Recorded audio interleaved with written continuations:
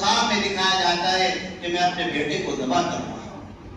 ذبح کر دیا یہ نہیں دکھایا گیا، ذبح کر رہا ہوں. نبی کا جو خواب ہوتا ہے وہ بھی وحی کے درجے میں ہوتا ہے. تو حضرت ابراہیم علیہ السلام نے اپنے بیٹے سے کہا اے یا بنی انی ارا فی المنام انی اذبحک فانظر ماذا تری.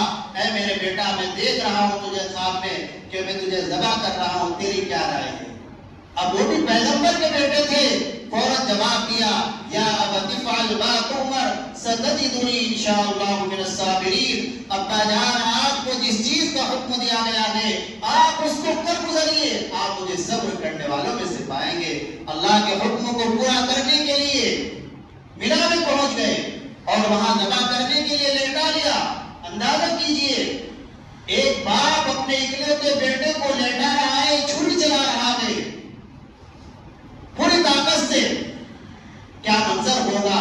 اللہ کی طرف سے اعلان ہوا قد صدقت الرؤیا انا كذلك نجزي المحسنین. تم نے خواب کو سچا کر دکھایا، خواب کو سچا کر دکھایا اور ہم نیک کام کرنے والوں کو بہترین بدلہ دیں گے.